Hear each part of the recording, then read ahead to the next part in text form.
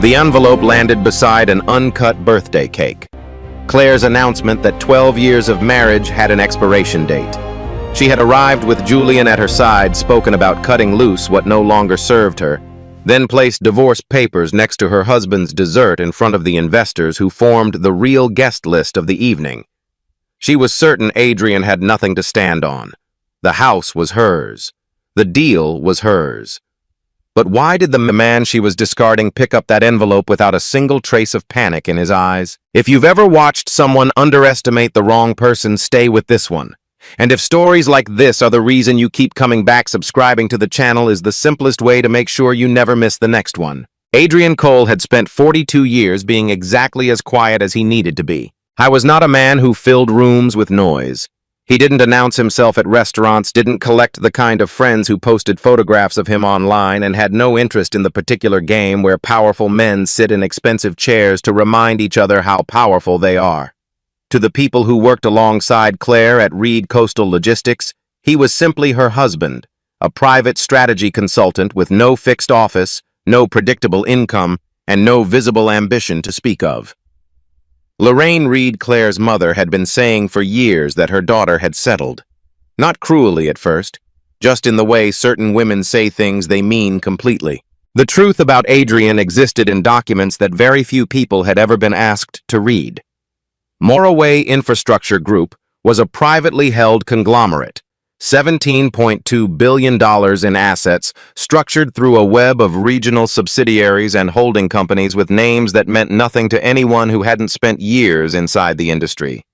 Seaport infrastructure on the eastern seaboard, commercial real estate across 6 major corridors, rail freight lines running from the Midwest into the Gulf, industrial land banks, distribution networks, regional investment arms, the kind of assets that didn't advertise themselves because they didn't need to. Adrian's ownership ran through a trust established well before his marriage to Claire, and his name appeared on almost none of the public-facing documents. Decisions moved through a board, through legal representatives, through people who had worked with him long enough to know that when he gave an instruction quietly, it was meant to be followed completely. I had not hidden any of this from Claire, the way a man hides a betrayal. The prenuptial agreement they signed before the wedding referenced his interests in independent trusts and asset holdings. Claire had her own attorney present at the signing. She went through the document without asking a single question about the specifics, because she had already decided the specifics were not worth her time. She assumed, and she had never been shy about assuming, that his financial world was smaller than hers. A few modest investments, maybe an inheritance from someone who had died before she knew him. Nothing that would ever matter as much as what she was building with her own hands. Adrian had not corrected her, and that was his mistake, though it was a quieter kind of mistake than the one Claire would eventually make. In the early years, he told himself it was about protection. He had watched money change the way people treated each other, and he wanted to know that what existed between them existed because of something real. But protection over time became habit. Habit became silence. And silence, once it settles into a marriage, has a way of growing rooms inside it that nobody ever goes into anymore. By the time Adrian understood how large those rooms had become, he had already spent too many years choosing stillness over conversation, shrinking himself by degrees until he fit the version of the marriage that caused the least friction. Claire built Reed Coastal Logistics into something her family was genuinely proud of. She was talented, sharper than most of the men who underestimated her in boardrooms, more disciplined than people who watched her success from the outside tended to give her credit for. In the early years of the marriage, she had loved Adrian's steadiness, the way he listened without competing, the way he asked questions that cut directly to the center of a problem without performing the process of thinking. Those qualities had once felt like a kind of ballast, and she had needed ballast during the years when the company was fragile and every quarter felt like a gamble that could go either way. But Reed Coastal stopped being fragile. It grew into a company with major logistics contracts along the eastern seaboard, and Claire grew with it, or into a version of herself that arrived with it. The invitations changed. The rooms she was expected to fill changed. She became someone whose image was a deliberate construction, and Adrian quiet, unplaceable. Adrian, with no title anyone could search for, and no reputation that announced itself at a dinner table, had become something she felt compelled to explain. Investors asked questions. Board members noticed the contrast. And Lorraine, who had never trusted silence in a man, had been saying the same thing into Claire's ear for the better part of 3 years, that her daughter had built something real, and she deserved someone who could stand beside it in a way the world could see. Julian Cross understood how to stand beside things in a way the world could see. He was Reed Coastal's chief operating officer, competent, polished, and fluent in the specific language of making Claire feel like the most clear-sighted person in any room. The two of them entered together. He had been traveling alongside her for 2 years by the time the birthday dinner happened, accompanying her to investor meetings, strategy sessions, and the long string of negotiations surrounding the Savannah project. The closeness between them had never been stated out loud inside the company, but it had been quietly calculated by almost everyone who paid attention. The Savannah deal was the largest thing Reed Coastal had ever attempted. A logistics corridor expansion connecting the company's existing operations to one of the most strategically significant port systems on the eastern seaboard. If it closed, Reed Coastal would cross the line from regional player to national force in a single transaction. Claire had been working it for 18 months. She had described it to 3 separate investor groups as nearly certain.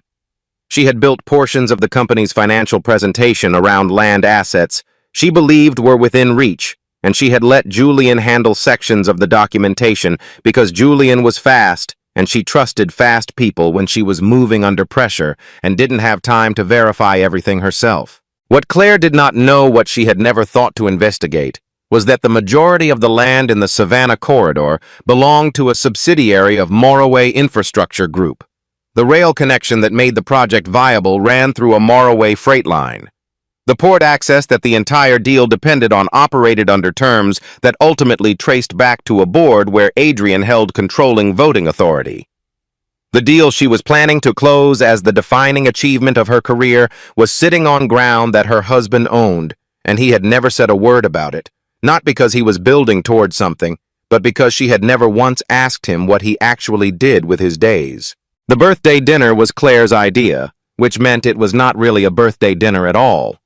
The restaurant she chose was the kind of place where the lighting was designed to make important people feel seen, and the guest list was assembled almost entirely around the Savannah deal's support network investors, board members, 2 key external partners, and Lorraine, who positioned herself wherever her daughter needed an audience for decisions already made. Adrian had suggested something smaller, a dinner for 2 or a table with a handful of people who had known him long enough to say something real. Claire dismissed the idea the way she dismissed most of Adrian's suggestions by that point, not unkindly but completely, because engaging with his perspective would have required her to hold it long enough to consider it, and she had stopped doing that sometime in the second half of their marriage. He arrived before she did and sat at the long table while the room filled around him and nobody treated him like the host of anything. The investors talked among themselves.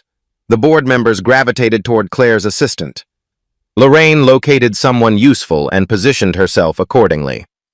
When Claire arrived with Julian 20 minutes after the stated start time, the two of them entered with the unhurried ease of people who know a room will wait for them. They were speaking quietly as they crossed toward the table close enough that it read as a habit rather than a choice. Adrian watched them come through the door. He didn't look away.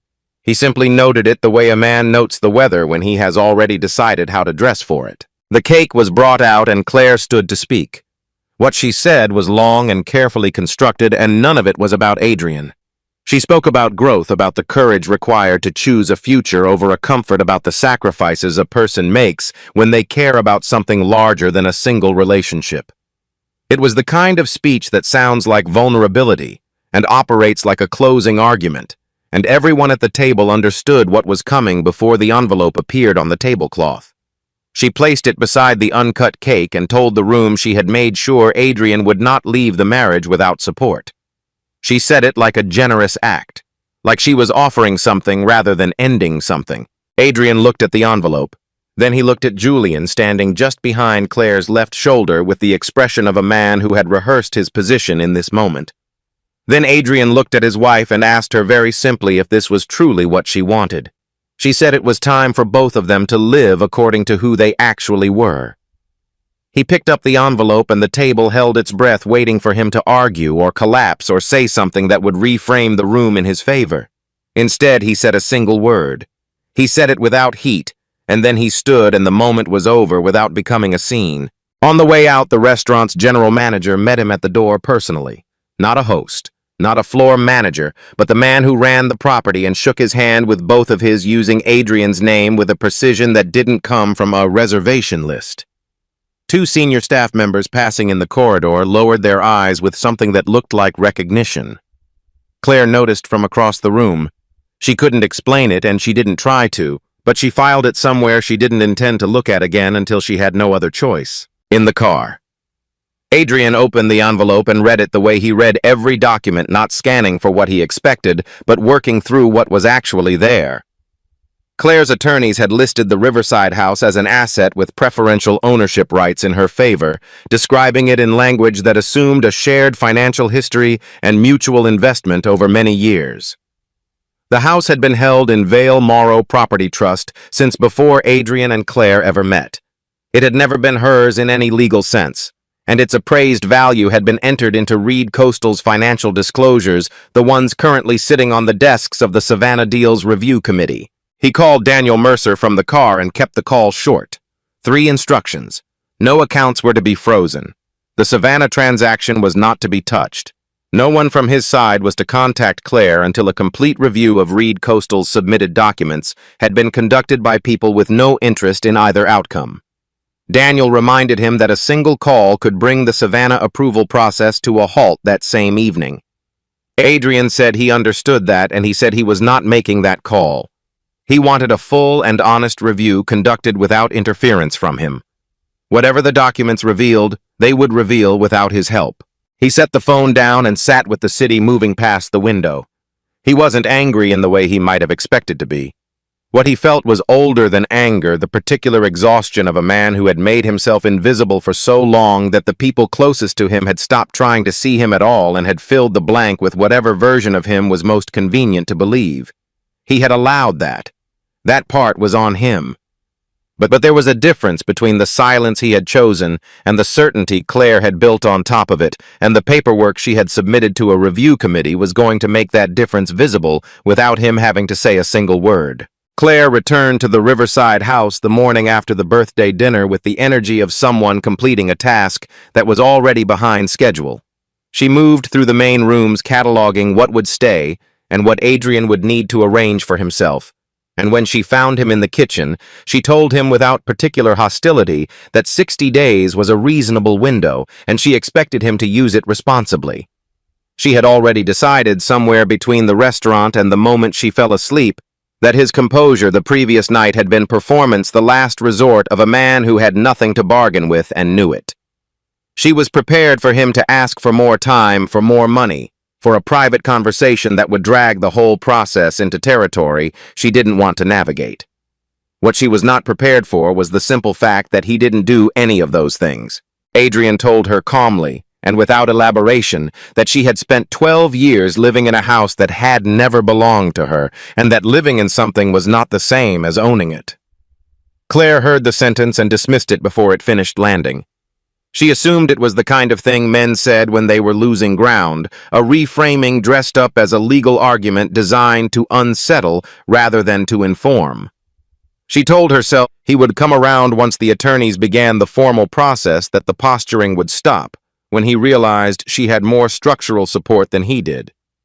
She moved into a downtown apartment 2 days later, citing the need for space and focus during the Savannah Deal's final review phase. Julian's car was in the building's visitor parking more evenings than not. The first sign that something had shifted came not from Adrian, but from the Savannah Review Committee itself. A document request arrived at Reed Coastal's legal team, standard in language, but specific in a way that unsettled the attorneys who read it carefully. The committee wanted verified proof of ownership for the Riverside property listed among the company's disclosed financial assets. Claire was handed the request during a Tuesday afternoon briefing and told her team it was routine. She instructed them to pull together the supporting documentation and move on. When the documentation couldn't be assembled in the form the committee required, she decided the fastest solution was to go directly to Adrian and ask him to sign a confirmatory statement, something that would describe the property as a shared marital asset and give the committee what it needed without reopening every conversation she was trying to close. Adrian's response was short. He told her he would not sign any document that described the property inaccurately, and he offered nothing beyond that. Claire pushed not frantically, but in the measured, pressurized way she handled any obstacle that was slowing a deal down. She told him he was making a simple administrative matter into something adversarial, that his refusal wasn't protecting anything, that the cleanest outcome for both of them was a quiet resolution that let the Savannah process continue without interruption. Adrian listened to all of it without argument and told her his position hadn't changed. He would not put his name on something that was not true. Julian entered the conversation through Claire's phone that evening, offering what he described as a practical path forward. He suggested that records of the household expenses Claire had paid over the years, maintenance contracts, renovation invoices, utilities, and insurance could be assembled and presented in a way that demonstrated meaningful financial investment in the property. The implication was that sustained contribution could be characterized as a form of shared equity, at least informally, and that the committee might accept the framing if it was presented with enough supporting paperwork. Claire's lead attorney, when briefed the following morning, told her plainly that paying to maintain a property was not the same as owning it, that no amount of expense records changed the underlying title, and that submitting documentation designed to imply ownership she didn't have would create a problem significantly larger than the one she was trying to solve. The investigation Claire had assumed would resolve in her favor was beginning to develop a shape she didn't recognize. She had expected Adrian to be the obstacle, the resistant, embittered ex-husband who would have to be managed and eventually contained. Instead, the obstacle was the documentation itself. Every time her attorneys looked for the foundation she had assumed was there, they found something that didn't match the structure she had described to investors, to partners, to the board members who had signed off on the Savannah projections based on what Reed Coastal said it controlled. It was the company's own legal team working through the title search on the Riverside property who first encountered the trust name. Vale Morrow Property Trust appeared in the county records with a registration date that preceded Adrian and Claire's marriage by nearly a decade. The name of the trust's beneficial controller was not Adrian's. At least not directly. The structure ran through a Delaware holding entity that pointed toward a management firm, which pointed toward a board, which pointed in a direction that Claire's attorneys initially described as inconclusive. But the names attached to the companies connected to that trust were not inconclusive. They appeared in contracts Reed Coastal had signed. They appeared in the port access agreements that made the Savannah corridor viable. They appeared in the rail freight arrangements that Julian had handled as part of his operational responsibilities for the past 2 years, without any of them having considered who ultimately sat at the controlling end of those arrangements. Claire went to Adrian directly. She drove to the house. He was still living there while the legal process ran its course, and the property remained undisturbed throughout. She found him in the study where he had always done most of his work, and she asked him, without any of the composure she had carried through the birthday dinner and its aftermath, what his connection was to the trust and to the entities she had spent 3 days tracing. Adrian told her she was beginning to see the names, but that the names alone didn't tell her what she needed to know, and that if she wanted the full picture, she would have to go through the formal discovery process she had initiated, because he was not going to brief her privately on his holdings to help her manage the consequences of documents she had signed without reading. The conversation ended without resolution, but something in it had shifted, and Claire felt the shift, even though she couldn't locate its source precisely. For 12 years, she had operated on the assumption that her financial world was larger than his, that her professional gravity was the center. The marriage orbited around, and that even when Adrian was frustrating or opaque, he was ultimately contained within a set of possibilities she had already accounted for. What she was beginning to feel, in a way she hadn't felt anything in years, was that she might have miscalculated the dimensions of what she was standing inside. Lorraine called that same evening with a strategy. She had spoken with two people she trusted, and the consensus was that Adrian had structured his assets to appear less significant than they were specifically to weaken Claire's position in the divorce. She used the phrase financial concealment, with the confidence of someone who had learned it recently and found it useful. She told Claire to get ahead of the story, that if the right version of events reached the right journalists before the formal proceedings became public, the framing would favor Reed Coastal and position Adrian as the obstructive party. Julian reinforced the approach in a separate conversation, sketching out a narrative in which Adrian's refusal to cooperate with the property documentation was characterized as sabotage motivated by personal grievance, and in which Claire appeared as the wronged party in both the marriage and the business context. Claire almost agreed to it. She was close enough that she called her publicist and had a preliminary conversation about timing and placement. But her lead attorney stopped the process before it moved further, and the reason the attorney gave was simple. Anything Reed Coastal or its leadership said publicly about Adrian or the property dispute would be entered into the record of a review process that was already looking at the company's disclosures more carefully than Claire had anticipated. A media narrative, however well constructed, would not change the documents. It would only give the committee additional material to evaluate. What the committee was already evaluating, as it turned out, was more extensive than Claire had been told. The property issue had opened a broader review of the financial package Reed Coastal had submitted in support of the Savannah approval. Within that package, investigators found that the Riverside House's appraised value had been entered as a reinforcing asset without a title verification step. They found that the Savannah corridor land included parcels whose ownership traced back to entities connected to the same trust structure. They found that Julian had transmitted portions of the deal's internal planning documents through communication channels that fell outside the approved data-sharing protocols. And they found that Claire, in two separate conversations with investor representatives, had characterized the Savannah approval as essentially concluded when no such conclusion had been reached. Claire called Adrian one more time before the formal committee session was scheduled. She asked him to tell the board that the property issue was a misunderstanding arising from the divorce that he was willing to confirm Reed Coastal had acted in good faith, and that the documentation errors were the product of a complicated personal situation rather than deliberate misrepresentation. Adrian's response carried the same quality she had heard in his single-word answer at the birthday dinner. Not cold, not theatrical. Just direct in a way that left no room for negotiation. He told her that she was not in the situation she was in because of the divorce. She was in the situation she was in because of documents she had signed without verifying claims she had made without confirming, and a deal she had described as finished before it was. None of that had anything to do with him. She told him he had watched her walk into it. He said he had let her make her own decisions, and that making her own decisions had always been something she told him she needed. The conversation closed without anger on either side, which was worse than anger would have been, because anger would have given her something to push against. The formal session at Moraway Infrastructure Group's headquarters was held on a Thursday morning. Claire arrived having told herself it was a standard review meeting, that the structure of what she was walking into was familiar, that she had managed boardrooms more hostile than this one.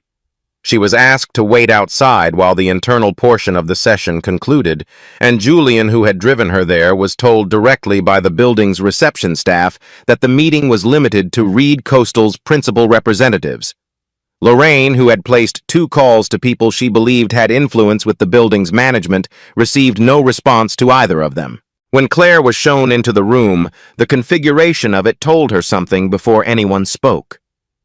The table was long, and the people seated at it legal representatives, members of an independent audit committee. Regional infrastructure directors, compliance officers were arranged in the particular way of people who have already completed their analysis and are meeting to deliver it. At the far end of the table, one chair remained empty. The files Reed Coastal had submitted sat in a stack at the table's center. The committee's lead representative walked through the findings with the measured cadence of someone who had delivered difficult information before and had learned not to soften it past the point of clarity. Reed Coastal had submitted unverified asset information. The Riverside property was not owned by Claire.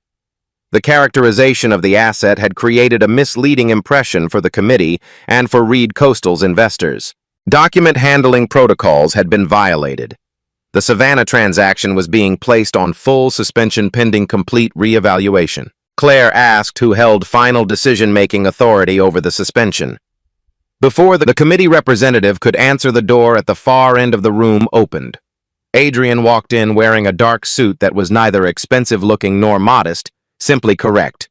The way everything about him was simply correct when he was operating in a context that was entirely his own. Every person at the table rose. He moved to the empty chair at the head of the table, sat down, and looked at the documents in front of him the same way he had read the divorce paperwork in the back of a car 2 weeks earlier, not performing attention but actually paying it. When he spoke, he addressed the committee. He told them he was there to formally confirm on the record that he had recused himself from all decisions directly involving Reed Coastal from the moment the divorce proceedings began, and that this recusal would remain in effect through the full duration of the review. The independent board would manage the process without his participation or influence. He would not be voting, advising, or intervening in any capacity. Then and only then did he look at Claire, not with satisfaction, not with contempt, but with the eyes of someone who had decided a very long time ago not to pretend things were smaller than they were. She understood in that moment that the man she had publicly described as someone who had never really owned anything had been sitting at a different table the entire time, and it was a table she needed. Claire requested the meeting 2 days after the committee session, and she was specific about one thing: she didn't want it to happen in any space that belonged to either of them professionally. Not the Riverside house, not Reed Coastal's offices, not the Morroway building where she had watched an entire room stand up for a man she had spent years deciding was unremarkable.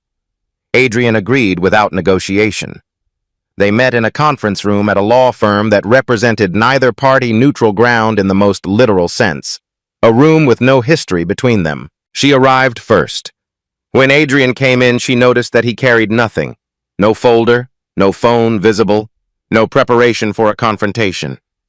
He sat down across from her and waited in the way he had always waited, with the particular quality of stillness that she had once found reassuring and had later reinterpreted as passivity, and that she was now beginning to understand as something else entirely. It was not passivity. It was the composure of a man who had never needed the other person to go first. Claire asked him why he had never told her. Not about the specific number, not about the full structure of Morroway, but why he had never corrected the version of him she had been living with for 12 years. Adrian told her that the prenuptial agreement had documented the existence of the trusts and the independent asset holdings. She'd had her own attorney. She had signed the document, and she had not asked what the trusts contained or how significant the holdings were. He was not saying that to establish blame, he said. He was saying it because the question she was asking assumed that the information had been hidden from her, and it hadn't been. She simply hadn't looked. Claire was quiet for a moment before she said that she had assumed his assets were minor, that she had believed without examining the belief that the future of their marriage would be built around what she was creating, and that whatever Adrian had came from somewhere smaller, something that didn't need to be understood in detail. Adrian nodded as though this confirmed something he had suspected without ever wanting to confirm. He told her that the problem was never the number. The problem was that she had stopped being curious about who he was, and at some point she had replaced the actual person with a version she found easier to manage, a version that happened to justify every decision she made afterward. He also told her, and this was the part that cost him something to say, that he had let it happen. He had chosen silence for so long that silence became his default, not as a test of her, not as a strategy, but as a way of avoiding the conversation that might have ended the marriage years earlier than it did.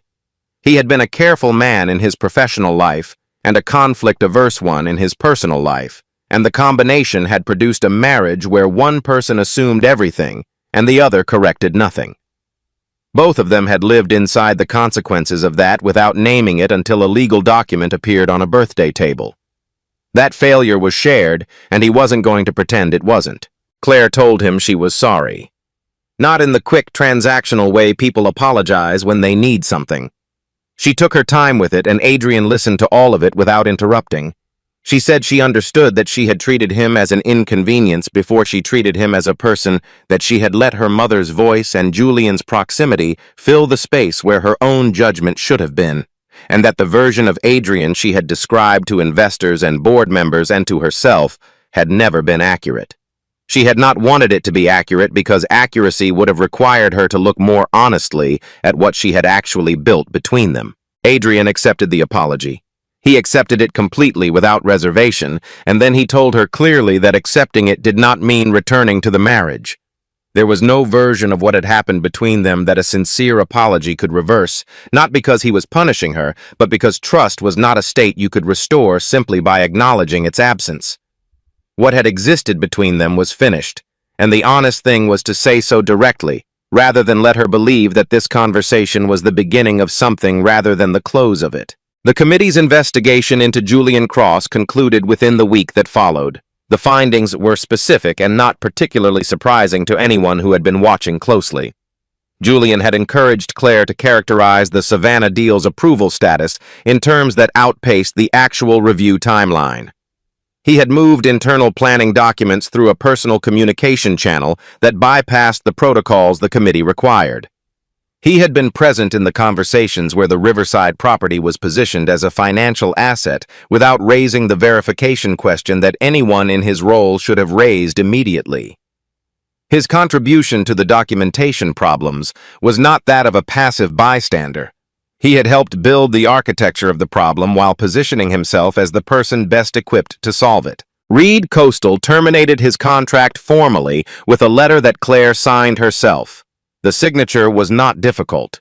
What was difficult came a few days later when Julian's communication with her dropped off with a completeness she had not anticipated. There was no argument, no attempt to explain, no conversation about what came next. He simply became unavailable in the way that people become unavailable when the conditions that made them present no longer exist. Claire had understood intellectually that Julian had been drawn to what she represented as much as to who she was. Understanding it intellectually was different from sitting with the specific silence of a phone that had stopped ringing. She had chosen him in part because he made her feel seen, and what she was left with was the recognition that what he had actually been watching with such apparent attentiveness was her position. Lorraine arrived at the Riverside house on a Saturday morning unannounced. Adrian was still living there while the legal settlement ran its course, and Lorraine had taken that as implicit permission to appear. She had prepared something to say. Adrian could tell from the way she stood on the doorstep that she had rehearsed the opening. She told him that everything she had said and done had come from wanting to protect her daughter, that she hoped he understood. A mother's instinct was not always expressed in the most measured way, and that she hoped they could arrive at some kind of understanding before everything became more complicated than it needed to be. Adrian heard her out. When she finished, he said that he didn't think protecting Claire was what she had actually been doing. What Lorraine had taught her daughter consistently, and over many years, was that a man's value could be read from his visible assets and his public position, and that a woman's worth was determined by the quality of the man standing beside her. He said both of those things were wrong, and that the cost of Claire having believed them had been paid by everyone in the marriage, including by Claire herself. He was not angry when he said it. He was simply finished. Lorraine left without the understanding she had come for, and Adrian did not reach out afterward. The Savannah deal survived, though not in the form Claire had envisioned when she stood at a restaurant and announced to a room full of investors that the company was on the verge of its defining moment. The independent board determined that the project retained genuine economic value. The corridor was strategically significant. The logistics infrastructure that supported it was real, and Reed Coastal had the operational capability to execute if the foundational problems were addressed honestly. The conditions attached to that determination were substantial. Every financial disclosure had to be reconstructed from verified sources. The asset listings had to be corrected across every document in which they appeared. The investor communications that had overstated the deal's proximity to closure had to be formally clarified. Julian's involvement in the sensitive documentation was removed from the chain of record where it could be removed, and his access to anything classified as proprietary to the transaction was terminated. Claire stepped back from direct decision-making authority on the project during the evaluation period.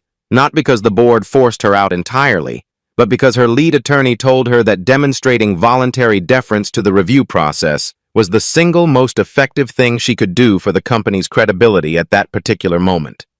She lost control of the deal temporarily. Not because Adrian had used his position to destroy it, but because the decisions she had made, the things she had signed and stated and submitted, had created a structural problem that required structural remediation. She had prepared herself somewhere in the back of her thinking for the possibility that Adrian would retaliate, that she could have understood. What she was not prepared for was the more disorienting reality that he hadn't done anything to her, and she still had to live with the consequences of what she had done to herself. The divorce was resolved without a trial. The original terms were set aside in their entirety because they had been constructed on the basis of inaccurate information. Adrian retained the house through Vale Morrow Property Trust, which had held it uninterrupted since before the marriage began. He retained his full ownership and controlling interest in Morroway Infrastructure Group, along with every asset held through the trust structures predating the marriage. Claire retained her equity position in Reed Coastal Logistics and the personal assets and income that had accumulated under her name during the marriage.